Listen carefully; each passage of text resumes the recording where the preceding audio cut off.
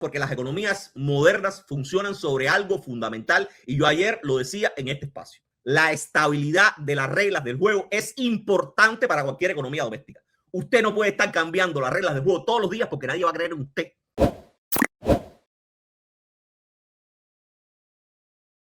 Ya sabíamos desde hace algunos días que la propagandista cubana Marxlenis Pérez, esta señora que es además esposa, insisto, pareja de Fidel Alejandro Castro Smirnov, nieto de Fidel Castro, hijo del ya también fallecido Fidelito Castro Díaz Valar, que terminó suicidándose también desde un edificio, lanzándose desde una clínica hace algunos años. Pues este es hijo de Fidelito, y Marxlenis es su pareja, o fue su pareja en algún momento. No sé si todavía mantienen esa relación, pero el papel más importante en este proceso, o en este caso, no es que Marxlenis sea pareja de Fidel Alejandro, sino que es una de las propagandistas de más alto vuelo, para decirlo, en los últimos tiempos en el sistema informativo de la televisión cubana. Forma parte de eso que Randy Alonso ha llamado Ideas Multimedia, que es este grupo de multiplataformas asociado a Cuba Debate, que se dedica a generar muchísimas cosas, y que además tiene un programa en la televisión nacional que se llama Cuadrando la Caja, que es un programa sobre economía cubana y de crítica a la economía cubana, para decirlo de alguna manera. Sí, me dice Edgar que el nombre lo dice todo. Sí, su nombre ha sido importante. Sí, para que te digo Marxlenis, ya tú sabes, eso es una carta de presentación. Y ahora cuando lo escuchen se van a dar cuenta que la tipa le hace honor a su nombre sin ninguna discusión. Ahora la vamos a escuchar, porque una de las cosas que tenía que decirle es que esta señora, al igual que como han hecho en otras oportunidades con otros propagandistas, hay que recordar la gira que hizo también Gabriela, la conductora de Confilo, recientemente o hace algunos meses por España, que estuvo también encontrándose con estos grupos de gente de izquierda. Pues ahora Marxlenis también pues dio o ofreció un conversatorio en un espacio vinculado a un sindicato, una organización también de izquierda comunista española, que se reunieron muchísimos españoles, y en el que también participó o intentaron participar varios cubanos. De hecho, Junior García Aguilera, el dramaturgo cubano radicado en Madrid hace algún tiempo y bastante conocido por la audiencia de este espacio, pues emitió un post ayer en el que anunciaba básicamente que había intentado acceder al local donde se iba a producir este encuentro, y dice el post algo así: a nuestra amiga, la única cubana que logró entrar a la charla de Marxlenis, la terminaron o la expulsaron al más puro estilo mafioso. Primero la condujeron a un cuarto cerrado. Allí un individuo con cara de matón intentó intimidarla, le exigió el teléfono y el DNI, algo que ningún particular puede requerir por la fuerza. Le ordenó borrar cualquier foto o video del evento, la amenazó y finalmente la obligó a abandonar el edificio. Ya en la calle, ella relató lo sucedido al policía. El agente fue claro: retener a alguien, exigirle su documentación sin autoridad legal y coaccionarla para borrar material propio es ilegal. Los responsables quedaron identificados. Si vuelven a intimidarla, tendrán que responder por ello. Al terminar el acto, comprobamos que entre los asistentes no había cubanos, salvo el personal de la embajada. La flamante integrante de la dinastía Castro, aquí se refiere a su relación con Fidel Alejandro, salió sin dar la cara. No la vimos en ningún momento, debió esconderse en el maletero de su carroza diplomática. Algunos asistentes españoles se excusaron diciendo que el sindicato los había convocado y que el asunto no les interesaba demasiado. Otros, más entusiastas, nos llamaron gusanos. Curioso, los gusanos éramos los únicos cubanos en toda la calle a la salida de una charla que era sobre Cuba. Y así narraba, con esta buena pluma que tiene Junior, pues el suceso de ayer en este auditorio de Marxlenis. Pero lo cierto es, más allá de cualquier cosa de esas, es que yo les decía que, parafraseando a ese gran influencer cubano, uno de mis ex logró permanecer allí y logró colarse allí también, y nos ha enviado unos audios de algunas cosas que dijo esta señora allí. Son audios que dan para mucho, pero yo, para evitarles a ustedes la tortura, he seleccionado algunos segmentos que me parecen muy relevantes y que yo creo que demuestran más que nada el nivel de alienación y descaro, porque hay que decirlo así, el nivel de alienación y descaro con el que actúa, de acuerdo a la audiencia, al auditorio, al escenario, la propaganda y la burocracia cubana. Muchas pequeñas medidas, las grandes medidas son estos campos de paneles que les estoy comentando, pero en paralelo muchas pequeñas medidas que están ya dándose a ver los resultados. Por ejemplo, muchas veces tenemos en la capital, sobre todo, menos apagones que lo que teníamos el año pasado. Y la gente dice, bueno, ¿cómo es posible? Que si estamos en cero energético, cero combustible, ¿cómo podemos tener? Gracias a eso.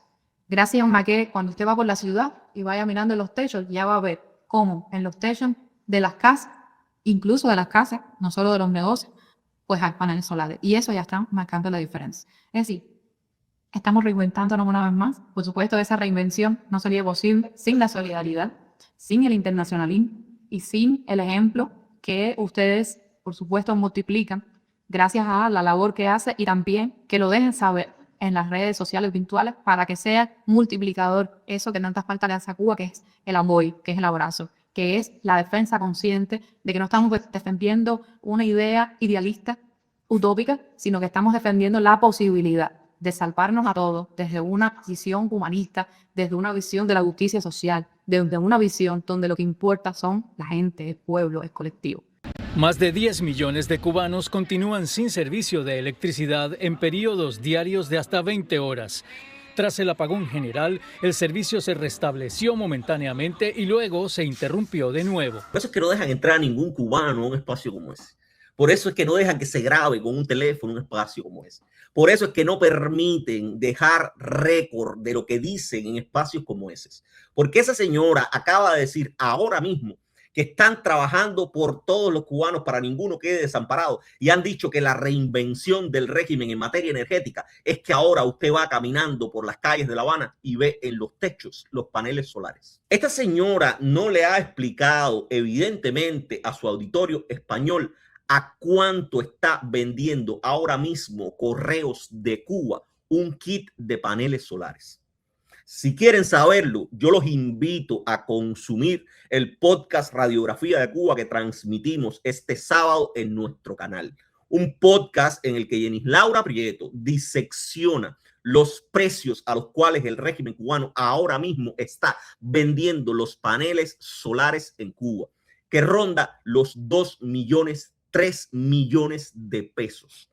El resto del personal cubano que ha logrado poner un panel solar en su techo se lo debe, entre otras cosas, a la diáspora cubana que sigue manteniendo a sus familiares en la isla fuera de la indignidad. Somos nosotros los que vivimos fuera de Cuba, que nada tenemos que ver con el régimen cubano, los que estamos favoreciendo la reinvención de la que hace mención esa señora como si fuese una estrategia de cambio propiciada por el propio régimen. Y no hay nada más lejos de la verdad. La reinvención no es reinvención, es sobrevivencia. Porque aquí nuevamente lo que hay es una intención de desresponsabilizar a un Estado que ha sido incapaz de sostener su infraestructura eléctrica más allá del cerco petrolero que fue el centro de todo ese debate. Porque el centro de todo ese debate, como siempre, fue culpar a la política estadounidense, al cerco petrolero, de la situación en la que se encuentran los cubanos hoy, sobre todo en materia energética. Y yo insisto, hoy el sistema electroenergético nacional no se cayó por el cerco petrolero de Trump. Hoy se cayó porque una termoeléctrica que tiene 40, casi 50 años y que utiliza crudo nacional desde hace muchísimos años, no puede mantener un servicio constante por más de 2 semanas, 3 semanas. Y termina abriéndose no solo huecos en la caldera, termina descuarejingada. Eso es una realidad tan grande como una casa. Y que esta señora va en un ambiente dogmático y lo vende realmente como esa muestra de resistencia, de sacrificio a la gente. Y se atreve además a decir que este año en La Habana hay menos apagones que el año pasado. Cuando todos los datos, incluso los datos oficiales, lo que demuestran es todo lo contrario.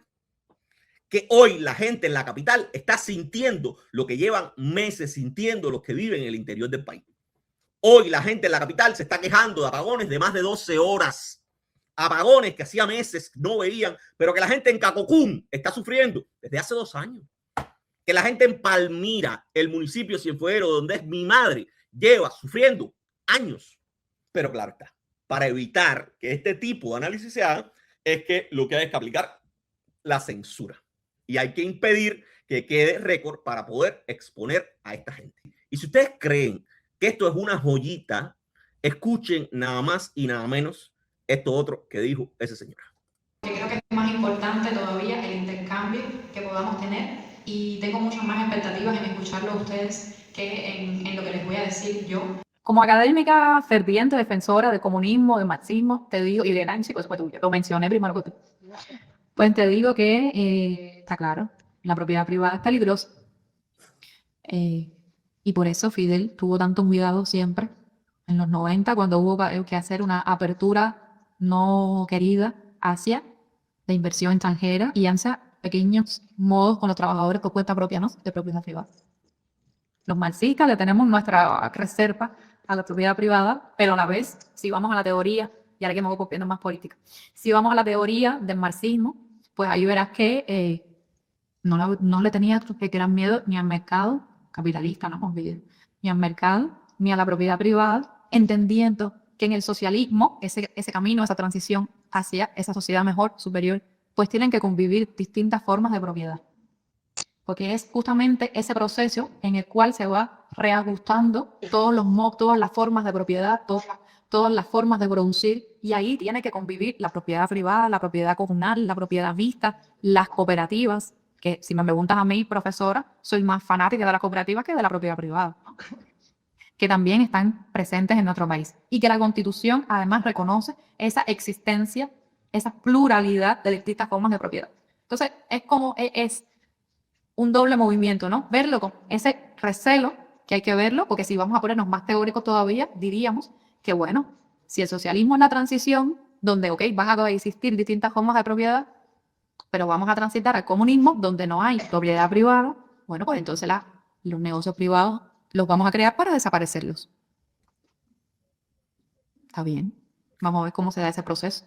Pero ahí hay como una paradoja, ¿no? Si usted va a transitar al comunismo, donde se supera la propiedad privada, pero está en el periodo de tránsito, creando pequeños negocios privados, bueno, pues usted tiene que ser consciente, como Estado, de que está creando sujetos económicos que están ya con fecha de empilación, desde que nacen.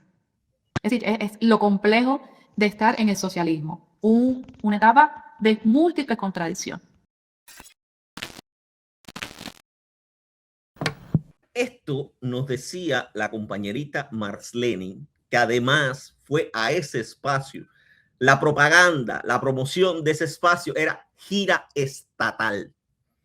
Esa señora fue a ese espacio como representante del régimen cubano, como representante del Estado cubano, como ellos mismos se han autodenominado. Y hay algo profundamente contradictorio en este discurso que acabamos de escuchar y que es con el que yo quiero que se quede la gente.